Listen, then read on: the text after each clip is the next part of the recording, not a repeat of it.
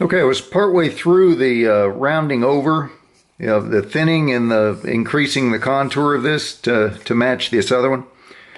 And the little voice came into my head that said, don't show us the results. That we can see that in photographic form pretty much anywhere. We want to see the process. So with that in mind, I thought, what the hell, the camera's already set up. We're sitting here. Might as well just do it. And again, if you're not interested, you just fast forward or skip it altogether. So here is the process. Now remember, these are teardrop shaped, so they're relatively flat toward the sharp edge. That's how you get up near the button. And then if you were to use a file like this, every time you came to the slope here, you'd take a dig out of it, and pretty soon you'd have a divot that you really couldn't do much with.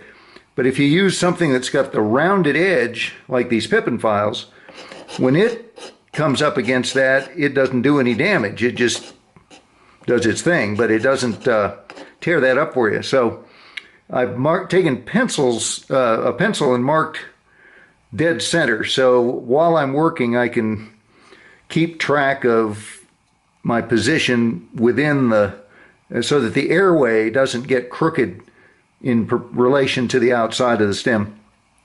So I'll just whip on this for a couple of minutes and let you watch it or not as it suits you.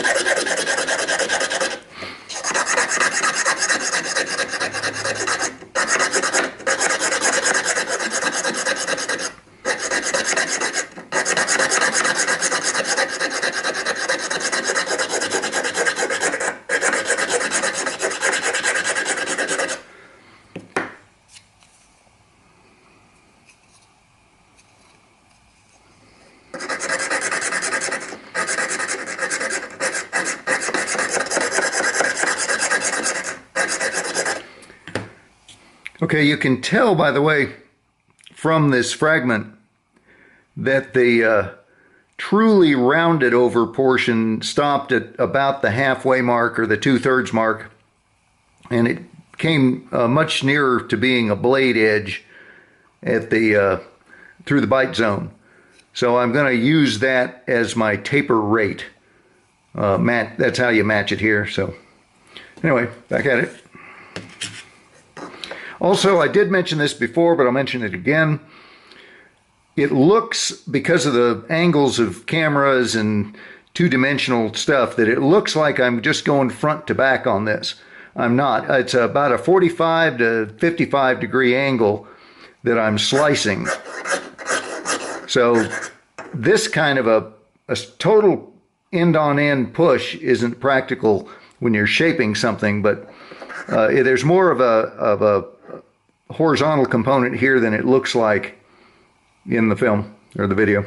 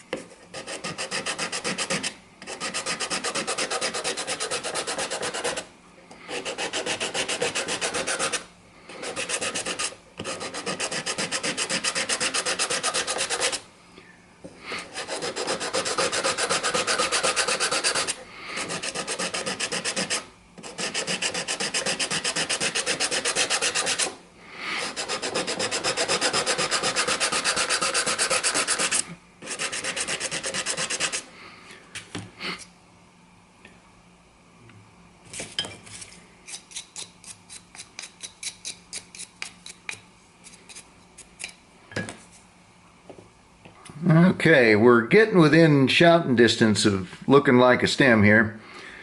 Let me check the bite zone thickness.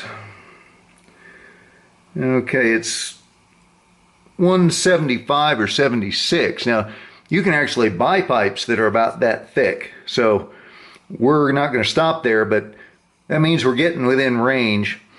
And the thickness of the button on this guy, this is not a Tokutomi pipe, but I modeled the button of this one after one. I copied it a number of years ago.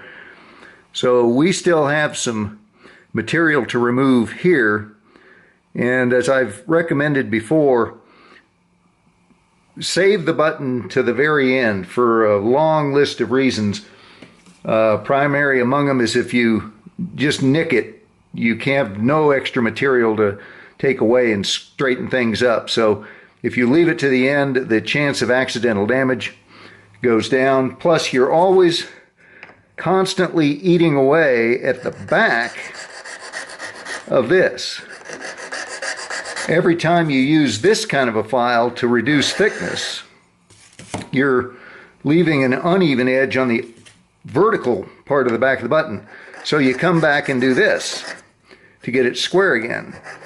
And the result is, over time, you eat that away in like erosion almost, so that if you measured it front to back thickness too soon in the process, you'd find yourself with too thin of a button by the end of it, and nothing you could do about it. You can't add it back. Well, you can, but it's not what you want to do. So, okay, we're getting pretty close, and I'm going to continue everything you just saw until it's in its final shape, not counting the barrel portion here. That's very much a separate deal, but you've seen enough of how I'm going at this, and the tools that I've used, I held them up a minute ago. That's it. There's nothing mysterious. Oh, I did use this guy when I was doing the bulk removal on the side, which is a handy